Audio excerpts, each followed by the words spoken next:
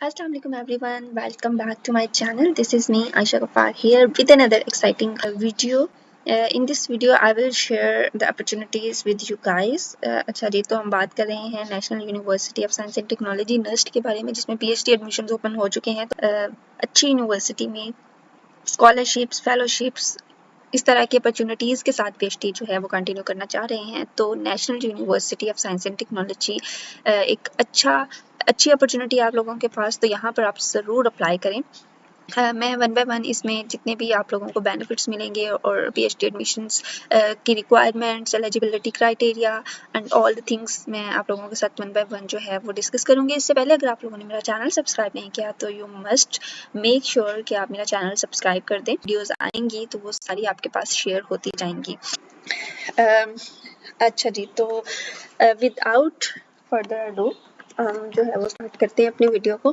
तो मैं PhD admissions के बारे में बात कर रही हूँ। अगर आप में से कोई MS का स्टूडेंट है, कोई BS का स्टूडेंट है और ये वीडियो देख रहा है, तो you must skip that video because इसमें सिर्फ आपको PhD की इन्फॉर्मेशन मिलेगी। अच्छा जी, तो अगर आप नस्ट की वेबसाइट पर आएँ तो यहाँ पर अनाउंसमेंट्स में आपके पास नज़र आ रहा होगा बिल्कुल सामने के PhD एडमिशन्स फॉल 2024 जो हैं वो ओपन हो चुके हैं। उसकी लास्ट डेट है अप्लाई करने की May 10th 2024। लेकिन इससे पहले आप लोगों के पास अपनी डॉक्यूमेंटेशन पूरी होनी चाहिए, एलिजिबिलिटी क्राइटेरिया क्या है और आपके पास स्कॉलरशिप्स का क्या, इसमें स्कॉलरशिप्स किस तरह से आपको मिलेंगे, या इस तरह की सारी चीज़ें मैं अभी डिस्कस करते हैं हम इस वीडियो में। तो अभी हम जो है PhD प्रोग्राम्स के ऊपर जाते हैं। अगर हम बात करें कि प्रोग्राम्स जो है वो कौन कौन से ऑफ़र करता है, क्योंकि एडमिशन लेने से पहले आप लोगों को पता होना चाहिए कि प्रोग्राम्स कौन कौन से ऑफ़र करते हैं। तो यहाँ पर देखें, there is a huge list programs की। 63 प्रोग्राम्स, डिफरेंट प्रोग्राम्स हैं जिसमें PhD नस्ट ऑफ़र कर रही है, जिसमें electrical engineering, software engineering, information security, computer science, electrical engineering, mechanical engineering, software engineering, मतलब बहुत लिस्ट है। अगर मैं इसको एक एक करके पढ़ूंगी तो बहुत लंबा हो जाएगा। Physics, chemistry, applied bio sciences और उसके अलावा biomedical engineering, nano sciences and engineering, तो ये सारी चीज़ें जो है यहाँ पर ये लोग ऑफ़र करते हैं। तो अगर आप अप्लाई करना चाह रहे हैं तो पहले आप अपने PhD प्रोग्राम्स को देख लें, और अगर आपका प्रोग्राम इन प्रोग्राम की लिस्ट में लाई करता है तो आपके पास सेकंड स्टेप क्या होना चाहिए। सेकंड स्टेप जो है वो ये है कि लिस्ट ऑफ PhD सुपरवाइजर्स। यहाँ पर ये इनकी लिस्ट शो नहीं हो रही, आई डोंट नो व्हाई। पहले शो हो रही थी बट अब शो नहीं हो रही है, बट नो वरीज। इसका मैं आपको तरीका बता देती हूँ। PhD के लिए अप्लाई करें तो आप उससे पहले किसी टीचर से कंसल्ट ले लें, किसी टीचर से बात कर लें। ये बहुत बहुत ज़रूरी काम है। एक तो इससे अच्छा इम्पैक्ट पड़ता है जब आप इंटरव्यू आपका होता है तो आपसे वो पूछते हैं कि आप फ्यूचर में किस सुपरवाइज़र के साथ या किस टीचर के साथ जो है वो रिसर्च करना चाह रहे हैं, और अगर आपके पास कंसेंट होगी तो चांसेस ज़्यादा हैं कि आपका एडमिशन हो जाएगा। और किसी टीचर से बात कर लें, उनको अपने कंसर्न्स बताएं, पहले उनकी फील्ड चेक करें, और अगर वो ओपन है फॉर टेकिंग PhD स्टूडेंट्स तो आप उनसे बात करें और उनको इस बात पे राज़ी करें कि सर मैं आपके साथ जो है वो फ्यूचर में काम करना चाह रहा हूँ या चाह रही हूँ। तो आप उनसे कॉन्सेंट टाइप एक लेटर बनवा लें या वैसे ही उनसे कॉन्सेंट ले लें, तो ताकि आपका एडमिशन सिक्योर हो जाए और आपको पता हो कि आपने इन फ्यूचर किस तरह से परस्यू करना है, अपनी डिग्री को लेके किस तरह से परस्यू करना है। उसके अलावा लिस्ट ऑफ PhD सुपरवाइजर्स आपको अगर यहाँ से नहीं मिल रही तो आप यहाँ पर अपने एरिया से रिलेटेड नस्ट के जो भी टीचर्स हैं या जो भी फैकल्टी मेंबर्स हैं उनको सर्च कर सकते हैं, और उनको बहुत सारे तरीके हैं उनसे कांटेक्ट करने के। आप उनका ईमेल आईडी वहाँ पर शो रहा होता है, आप ईमेल आईडी जो है उसके थ्रू कर सकते हैं। आप उनको लिंक्डइन पे सर्च कर सकते हैं, फेसबुक पे सर्च कर सकते हैं। तो बहुत सारे तरीके हैं जिनसे आप उनको सर्च करने के बाद आप उनको एक अच्छा सा नोट लिखें जिसमें आप उनको अपने कंसर्न्स बताएं और वो सारी चीज़ें बताएं और फिर उनको सेंड करें, और आई होप वो रिप्लाई कर देते हैं टीचर्स।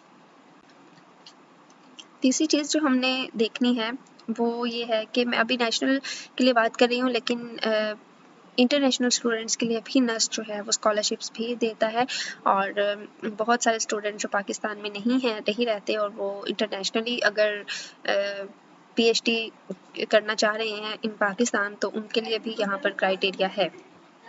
एलिजिबिलिटी क्राइटेरिया की बात करें, मोस्ट इम्पॉर्टेंट थी एडमिशन लेने से पहले, तो यहाँ पर एलिजिबिलिटी क्राइटेरिया में आपके पास क्या क्या चीज़ें आएंगी, आप लोग किस तरह से एलिजिबल हैं, आप लोग किस तरह से, आप लोग के पास क्या क्या चीज़ें होनी चाहिए, क्या क्या चीज़ें आपको एलिजिबल बनाती हैं। तो हम आपके पास 18 ईयर्स ऑफ एजुकेशन किसी भी डिसिप्लिन में, 18 ईयर्स ऑफ एजुकेशन किसी भी डिसिप्लिन में जो है वो आपके पास होनी चाहिए, जिसका मिनिमम CGPA 3 होना चाहिए, ठीक है। और अगर सेमेस्टर सिस्टम है तो 3.75। तो फर्स्ट डिवीजन होनी चाहिए एनुअल सिस्टम में in MPhil MS equivalent with research work, तो रिसर्च वर्क आपका होना ज़रूरी है MPhil में। उसके अलावा the candidate should have completed a minimum of 30 credit hours of course work और 24 credit hours of course work, ठीक है। 24 credit hour course work complete होना ज़रूरी है during MPhil, and 6 credit hours का थीसिस या रिसर्च वर्क आपके पास कंप्लीट होना चाहिए। उसके अलावा जो है the percentage will be valid only if CGPA is not mentioned in the degree transcript, और डिग्री और ट्रांसक्रिप्ट के ऊपर CGPA मेंशन होता ही है, तो इस बात की आप टेंशन ना लें। एडमिशन टेस्ट आप लोगों के पास कौन कौन से रिक्वायर्ड हैं, graduate nurse entrance test GNET जो है, इसका जो ओवरऑल स्कोर है वो 60% से ग्रेटर होना चाहिए, ठीक है। अगर आप GRE जनरल टेस्ट का स्कोर है आपके पास, जो कि ETS US ऑर्गेनाइजेशन लेती है, अगर उसका स्कोर आपके पास क्वांटिटेटिव में 130 है, वर्बल में 130 से अबव है, और एनालिटिकल में आपके पास 3 पॉइंट से अबव है या 3 पॉइंट है, तो आप यहाँ पर अप्लाई कर सकते हैं, ये उनका स्कोर क्राइटेरिया है। NTS का अगर आपके पास जनरल का टेस्ट है तो आपके पास 60% से स्कोर अबव होना चाहिए ओवरऑल स्कोर। और अगर आपके पास हैट का टेस्ट है, तो हैट का टेस्ट का मतलब है कि अगर आपके पास हैट का टेस्ट है या दिया हुआ है या देना है आपने, जो कि HEC Pakistan administered by HEC Pakistan है, तो उसका जो ओवरऑल स्कोर है वो 60% से अबव होना चाहिए आपका। है कि MS MPhil इक्विवेलेंट डिग्री जो है must be verified bye HEC। ये बात आप ये काम, सबसे पहला काम जो आपने करना है वो यही है कि अपनी डिग्री लेनी है, डिग्री लेने के बाद आपने यूनिवर्सिटी से वेरीफाई करानी है, यूनिवर्सिटी से वेरीफाई कराने के बाद HEC से वेरीफाई करानी है। ये चीज़ें जो है आपके पास ऑलरेडी ये काम आपका किया हुआ पड़ा हो। बाद जो है आपके पास GNET GRE GAT हैट, आपके पास इनमें से किसी का स्कोर भी है, तो आपका वो स्कोर वैलिड होगा at the start of the semester joining date of the PhD programs. उसके बाद अगर आपके पास, यहाँ पर उन्होंने बताया कि अगर आपके पास GAT जनरल का स्कोर है तो वो भी NTS का स्कोर है तो वो भी वैलिड होगा स्टार्ट सेमेस्टर के स्टार्ट पे। स्पेशल GAT, ठीक है, जो स्पेशल GAT टेस्ट है conducted by NTS for other university organization scholarships will not be considered for admission. तो आपने ये मेंशन करना है कि आपके पास जो NTS का GAT है, जनरल GAT टेस्ट है, वो आपने कौन से वाला देना है, तो ये मेक श्योर करना है। उसके बाद जो है आपके पास scores of graduate NUST entry test conducted by NUST should be valid at the start of the semester. Admission will only be accepted HAT एक स्कॉलरशिप के लिए भी होता है टेस्ट, तो अगर आप वो दे रहे हैं तो आपका वो वाला, उसका जो स्कोर होगा वो PhD प्रोग्राम के लिए वैलिड नहीं होगा, वो आप वहाँ पर उसको अप्लाई नहीं कर सकते। तो ये भी क्राइटेरिया जो है वो आप चेक कर लीजिएगा अप्लाई करने से पहले या टेस्ट देने से पहले कि आप कौन से वाले टेस्ट में अप्लाई कर रहे हैं। इसके लिए यहाँ पर उन्होंने सिर्फ जनरल GRE जनरल का टेस्ट एप्लीकेबल किया हुआ है अगर आप नेशनल स्टूडेंट है, और अगर आपके पास GRE जनरल का स्कोर है तो आप तब भी इस स्कोर की बेस पर अप्लाई कर सकते हैं। यहाँ पर जो है बहुत सारे स्कॉलरशिप्स जो हैं वो स्टूडेंट्स के लिए होते हैं। यहाँ पर देखें स्टूडेंट में also apply on there on for any other scholarship such as offered by HEC, ठीक है। ये educational welfare scheme, Ehsaan trust, interest free loans, ये सारे स्कॉलरशिप्स आप लोगों के लिए हैं। बट इन सब स्कॉलरशिप्स के अलावा आपके पास जो है वो scholarships and NUST PhD fellowships, NUST PhD fellowships जो कि शॉर्ट फॉर्म है NPF शॉर्ट, एक इम्पॉर्टेंट चीज़ है। अगर आप अप्लाई कर रहे हैं और PhD के लिए, तो आप जो है ड्यूरिंग एप्लीकेशन आपसे पूछा जाएगा कि आप फेलोशिप पे अप्लाई करना चाहते हैं या नहीं। तो अगर आप फेलोशिप पे अप्लाई कर रहे हैं तो इसका फ़ायदा ये होगा कि आपकी फ़ीस जो है वो वेव ऑफ हो जाएगी, फ़ीस आपको नहीं पे करनी पड़ेगी सेमेस्टर की। अगर आप अप्लाई कर रहे हैं तो आपकी फ़ी जो है वो वेव ऑफ हो जाएगी, आपको फ़ी पे नहीं करनी पड़ेगी। फ़ी स्ट्रक्चर में अभी हम जाके देखते हैं कि कितनी फ़ी है एक सेमेस्टर की।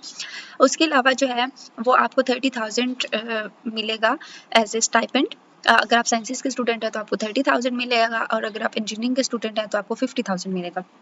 ठीक है। उसके अलावा जो है कि आपको ड्यूरिंग पीएचडी बहुत सारे लेक्चर्स मिल सकते हैं, बहुत सारी फेलोशिप्स और उसके अलावा बहुत सारी टीचिंग असिस्टेंट्स की जॉब्स जो यहाँ पर ऑफर होती हैं नर्स में।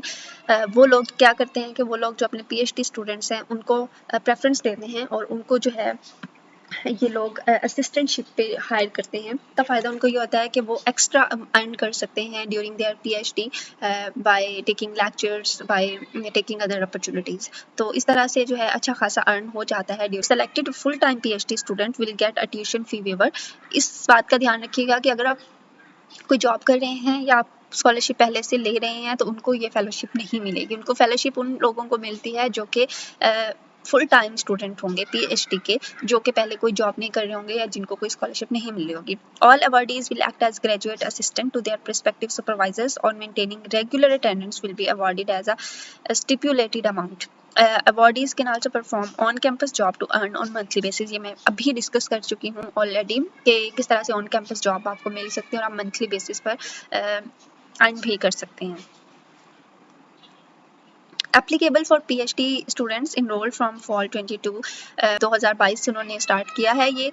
2022 के बाद जितने भी स्टूडेंट्स आएंगे उनको फेलोशिप मिलेगी। Only full time PhD students, यहाँ पर उनके कुछ टर्म्स एंड कंडीशंस हैं, इसको फुलफिल करना ज़रूरी है। अगर आप फुलफिल नहीं करेंगे तो अगर आप पीएचडी में इनरोल हो गए हैं और पहले आप फुलफिल कर रहे थे और आपको फेलोशिप मिल रही है, अगर आप बाद में फुलफिल नहीं करेंगे तो आपकी फेलोशिप जो है वो रुक दी जाएगी। तो 9 क्रेडिट आवर्स जो है कोर्स वर्क ईच सेमेस्टर में आपको करना ज़रूरी है। उसके बाद available during the office hours throughout the regular semester. तो I am employed on a study leave during the entire scholarship period. The student should maintain 3.5 CGPA throughout the course work. 3.5 से GPA से अगर आपकी CGPA कम हुई तो आपकी fellowship जो है वो नहीं मिलेगी आपको।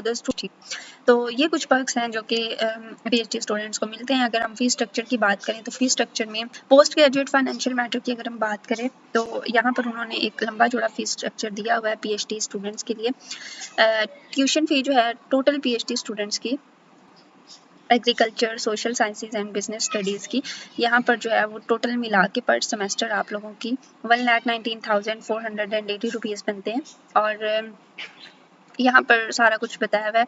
और उसके बाद जो है इंटरनेशनल स्टूडेंट्स की फ़ीस का भी उन्होंने एक अलग से जो है वो क्राइटेरिया दिया हुआ है, यहाँ पर आप चेक कर सकते हैं। उसके अलावा यहाँ पे हॉस्टल अकोमोडेशन वगैरह की जो उन्होंने फ़ीस स्ट्रक्चर है वो भी आपको यहाँ पर बताया हुआ है कि हॉस्टल अकोमोडेशन चार्जेस कितने हैं। यहाँ पर नेशनल स्टूडेंट्स के लिए और इंटरनेशनल स्टूडेंट्स के लिए अप्लाई करना चाह रहे हैं तो नस्ट यूनिवर्सिटी जो है आपके लिए एक बहुत अच्छी अपॉर्चुनिटी है। You must take that opportunity seriously and I wish you all the best for your future. इंशाल्लाह नेक्स्ट वीडियो जो है वो भी इसी से रिलेटेड होगी, तो stay tuned for the next video. Till then अल्लाह हाफिज़।